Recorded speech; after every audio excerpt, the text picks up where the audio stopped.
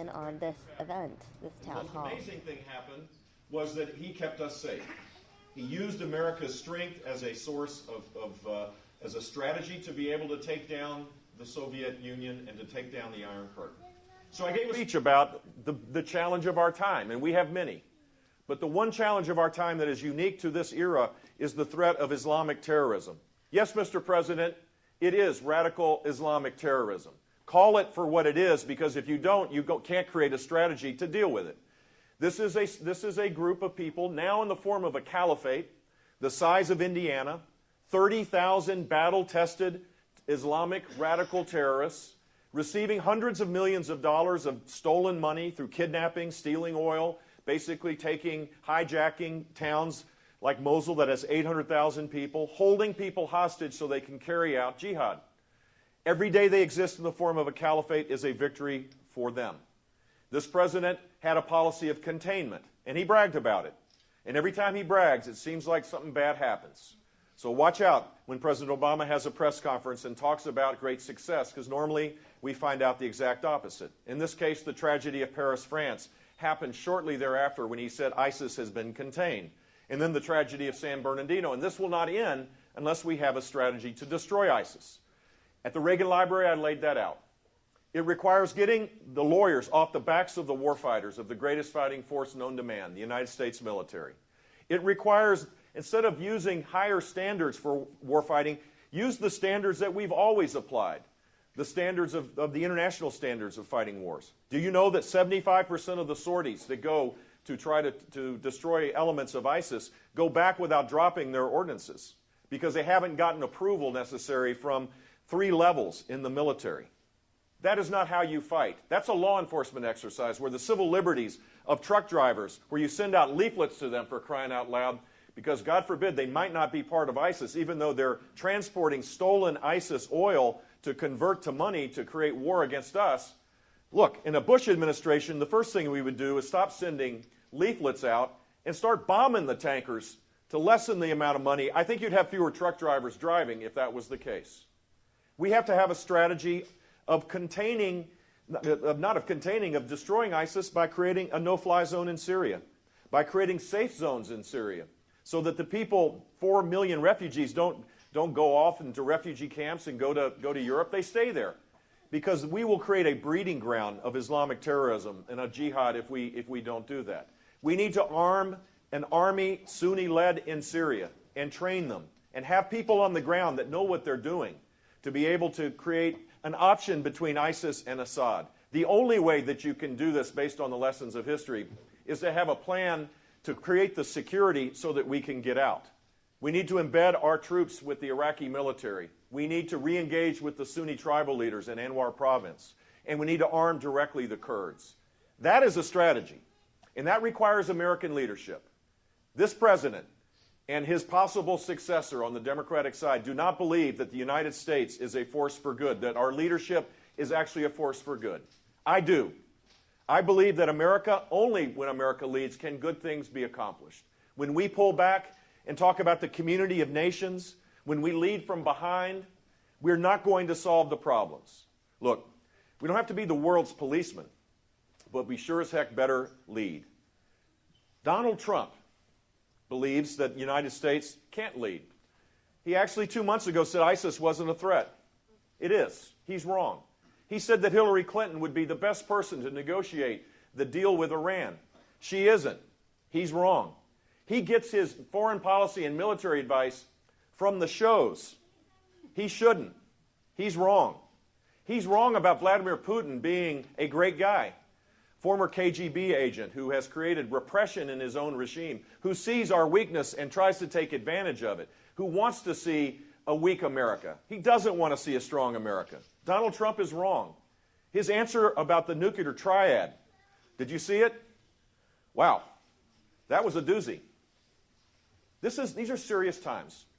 We need a serious leader, someone who has a steady hand. This is not entertainment.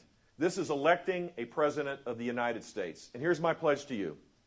I will be a commander-in-chief, not an agitator-in-chief, not an entertainer-in-chief, not a divider-in-chief. I will listen to the military, create a strategy, and I will keep us safe. along with the greatest fighting force known to man. And by the way, after that, when the men and women of the military come home, they are deserving of the best possible care that this government should provide. And it is shameful. It is absolutely shameful of the scandals of the Veterans Administration. 340,000 employees there. They had a challenge to get waiting lists down for vets because of the numbers that were coming back. They weren't capable of actually assessing the access to the Veterans Administration. These waiting lists were long, literally more than a year long. So they started bonusing employees to be able to get the waiting list down. Here's the deal. They forgot to give the veterans the care. They took them off the list. They didn't give them care. Some veterans died, and only 3 Veteran Administration employees were fired. In a Bush administration, there'll be heads rolling out of the Veterans Administration. We will not tolerate the kind of corruption and sheer ineptitude that exists. We'll reform the career civil service system so that you can fire people for sheer incompetence. We'll take the Army Corps of Engineers and put it in place to be able to build out the facilities. There's a facility in Aurora, Colorado that was supposed to cost $300 million. It now is at $1.8 billion in terms of cost overrun. Our government does not represent the greatness of our country, and it never will. But it sure as heck ought to be better than the sheer incompetence that exists today.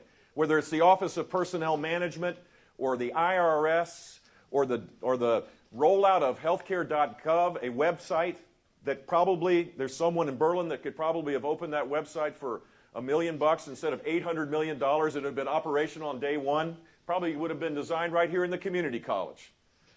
Our government has to be a lot less incompetent if we're going to be successful in making sure that we do the things that we know the government should do. And we got to grow the economy at a far faster rate as well. I know how to do this. I don't talk about these things because I was privileged to serve in Florida. You may have heard of our state. It's a fairly complex state. It's purple, best way to describe it.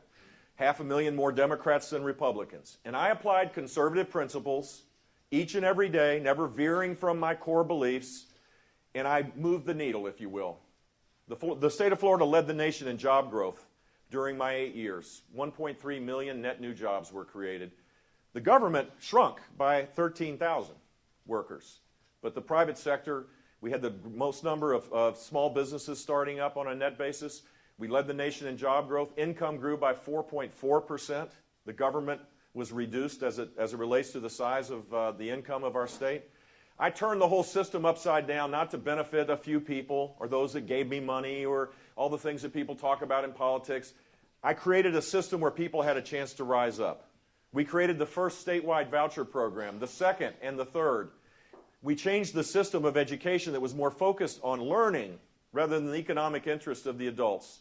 All of this required a lot of fighting. You may see the faint scar marks on my forehead because I just didn't talk about it on cable news.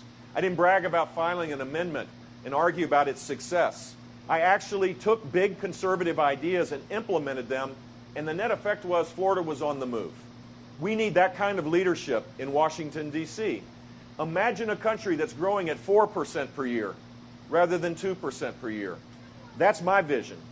And it'll require dramatic change on how we tax, how we regulate, embracing the energy revolution in our midst, focusing on building a significantly more competitive America, making sure the skills gap is eliminated, where people can't get jobs because they don't have the skills to fill them and the jobs go elsewhere. We can do this. I know we can do it because I had a chance to do it as a governor of a swing state like Florida.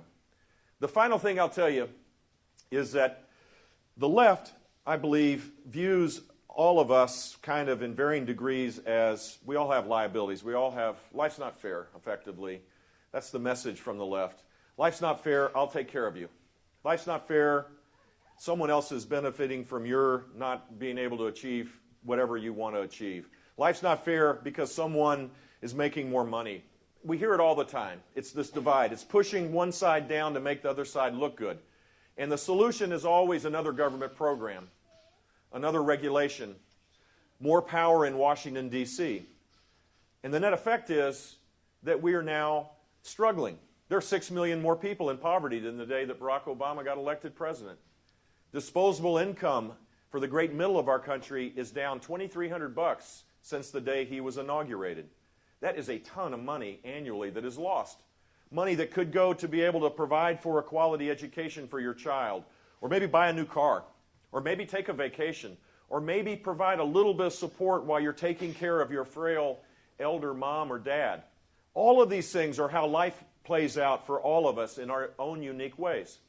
For us to win, we have to reject the idea that people are liabilities that have to be managed, particularly through a centralized government, and believe that life is a gift from God, that it is truly inspired, that everybody has a contribution to make, that everybody has value, and all of us together reaching our full potential will create more prosperity, more benefits than any government program ever created. That's what I believe. I'll conclude with a story. This is a story of a young woman, now 25 years old, who I met last year. Her name is Denisha Merriweather. She's an African-American woman who was born on the other side of the tracks, as they say. I, for one, reject that notion that your destiny is defined by where you're born. It shouldn't be that way in this extraordinary country. It should be how you pursue your dreams, the effort that you make. The purpose of your life should define your success. That's how it's always been, and that's the way it should be. Denisha got a chance to pursue her life as a young girl, and she was not doing that well. In fact, she was held back 2 years in a row in third grade because of a policy that I set up, ending social promotion in third grade. A pretty dramatic, radical proposal, but the idea is by the time you get to fourth grade when you're reading to learn, if you can't read, you can't learn. I know that sounds like a crazy idea, but too many kids are held back because they never given the chance to have the skills to read. They can't do science, math, history, anything. And the gaps that grow make it harder for the whole system to work. So we said enough of this nonsense. No more. There's going to be a real gate. And Denisha didn't get through it 2 years in a row. But her mom, her godmom, found out about the Florida Corporate Tax Scholarship Program. The first and largest voucher program, second voucher program in the country. Ours was the first, a previous one. 80,000 low and moderate income kids go to private schools because I took on the very powerful teachers unions and bureaucracies and school boards that didn't want to change. And Denisha got to go to a Christian school. Her godmother thankfully found out that she was qualified. And I wasn't there, but I promise you in that first week, the teacher put her arm around Denisha and said, I love you. You're capable. You can do this. I'm going to make sure that you do it. And she overcame the 2 years that she was held back. She graduated with her age group. She graduated from college, the first in her family to do so, and she's now getting a master's this year at the University of South Florida. We will win when we're on the side of the Denisha Merriweathers of this world that want a chance to pursue their dreams as they see fit. We tear down the barriers to lift people up. They'll do it. We're Americans. We do that regularly. We need to restore that sense that we can do these things. We need to make sure people have the chance to achieve earned success. That's my mission. And I'm so excited to be able to share my love of country and the enthusiasm that I believe we're on the verge of the greatest time to be alive. But we have to fix these big, complex things in Washington, and I have the skills to do it. I ask for your support in February. The people of New Hampshire are going to decide who the next President of the United States is. It's a serious undertaking, and I know you will take it seriously. Thank you all very much. Thanks for being here.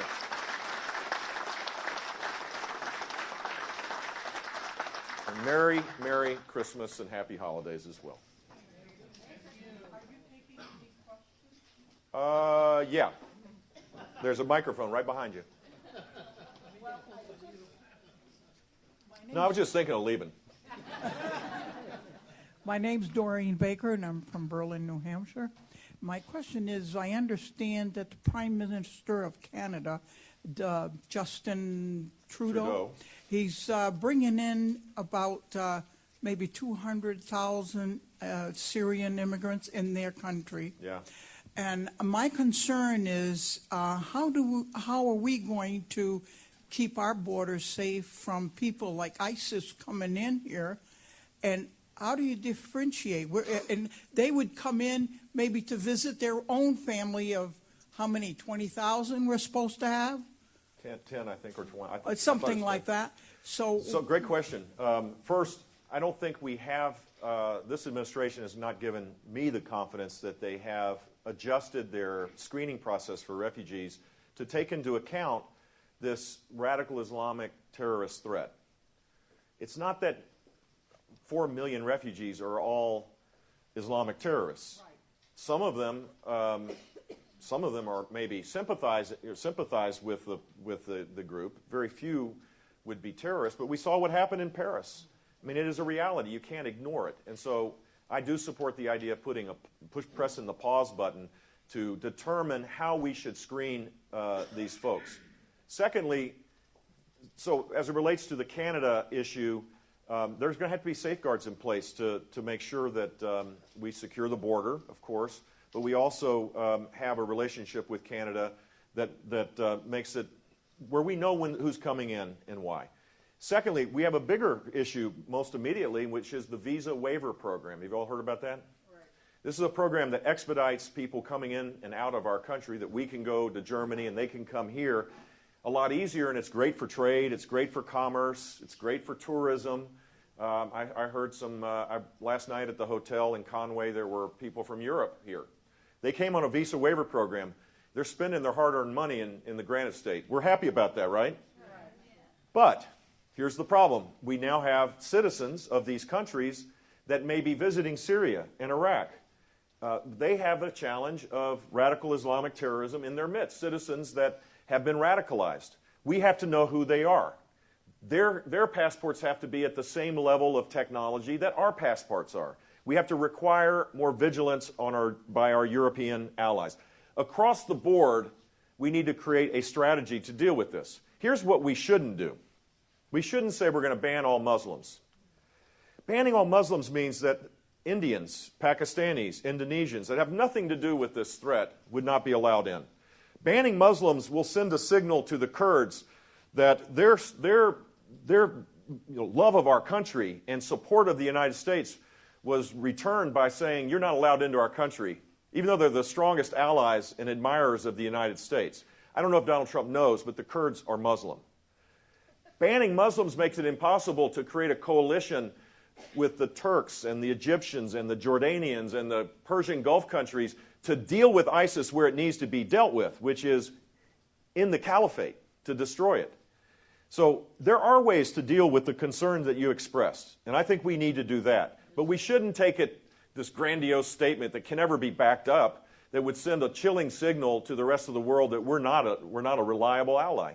It wasn't a serious response. And here's the problem with it. The president the day before gave what I thought was a pretty bad speech, where he didn't alleviate our concerns, he actually heightened concerns. The only time he got animated was to talk about gun control. Well, what happened in San Bernardino is not a gun control problem. It's a radicalization of a couple, and we need to learn from that to be able to protect the homeland. And he needs to give us assurances that there are efforts underway to do just that. He did the exact opposite. But no one talks about that anymore. Instead of having a debate about what the tangible things we could do, we're debating the grandiosity of Donald Trump's words that aren't serious. Thank you. Thank you. I promise I won't talk about Trump again. Yes, sir. Okay, I'm Tom Pitford. I'm a retired school teacher, 38 years in Berlin. And one of the reasons I support you is the fact that I think you have the right idea about the coalition. I think your father had the right idea back during the Gulf War. He wanted to get rid of Saddam Hussein, who attacked Kuwait. And he said, we'll get all the countries together, including France and Britain and whatnot, and we'll get rid of Saddam and send him back into Iraq. And he did. So I think you have the right idea about ISIS as far as getting a coalition of countries together. Okay, thanks. Thank you. Well, look, we can't do it alone. We can't be the world's policeman. This has to ultimately be an Arab-led effort. But we have to be the catalyst for that. And right now, if you look at the Arab world, they're saying, well, I'll give you an example. In the Arab capitals, they see the relationship between the United States and Israel and go, wow, if the United States doesn't have a good relationship with its strongest ally, Israel, how can we get a deal? I mean, think about it. We've basically, there's light between the United States and Israel today. We should We should have a strong commitment to Israel because it sends a signal of seriousness that we're not abandoning the region. Then we have to engage with the Arab leaders to show that we're the strong horse, that we're still there. I never believed that we should do this as an occupying force or that we should do it as the world's policeman. There's a difference between being a cop on the beat and being the mayor, if you will, or being the governor, or being the president, being the leader. That's what we have to do, because no one else can do it. The Russians would love this role. This is why, this love affair between Donald Trump and, I just said I broke my rule already. This love affair, all you got to do is just flatter Donald Trump, and he immediately, just like, oh yeah, he's beautiful, he's fantastic, he's great. No, he isn't. Vladimir Putin is not great. He's not a great man. He's a bully, and he's a thug. And he has his own national, his own national objective, and it's not in concert with ours. So the void that we pull back creates a void, and at warp speed, Putin's trying to reestablish his position in the Middle East. Just to remind everybody, 1973, the Russians, the Soviets, were kicked out of the Middle East after the 7-Day War.